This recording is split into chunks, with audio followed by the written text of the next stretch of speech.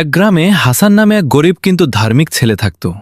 তার স্বপ্ন ছিল বড় একজন ব্যবসায়ী হওয়া, যাতে সে তার মা বাবার কষ্ট দূর করতে পারে। কিন্তু তার কাছে কোনো টাকা পয়সা বা সহায় সম্বল ছিল না।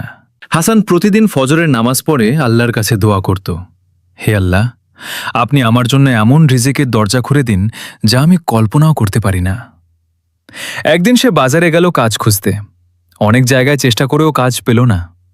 সে হতাশ হয়ে বাড়ি ফিরছিল, তখন দেখল এক বৃদ্ধ লোকের ব্যাগ রাস্তার পাশে পড়ে গেছে। হাসান ব্যাগটা তুলে বৃদ্ধকে ফিরিয়ে দিল। বৃদ্ধ লোকটি খুব খুশি হয়ে বলল, তুমি সৎ ছেলে, আমি একজন ব্যবসায়ী, আমার দোকানে এখানে একজন বিশ্বস্ত সহকারী দরকার, তুমি কি আমার সাথে কাজ করবে? হাসান আলহামদুলিল্লাহ বলে কাজটি গ্রহণ করল। কয়েক বছরের মধ্যে তার সততা আর পরিশ্রম দেখে ব্যবসায়ী তাকে নিজের অংশীদার বানিয়ে দিলেন। হাসান বুঝতে পারল, আল্লাহর ওপর ভরসা করলে, ধৈর্য ধরলে এবং সৎ থাকলে আল্লাহ অপ্রত্যাশিতভাবে রিজিকের দরজা খুলে দেন।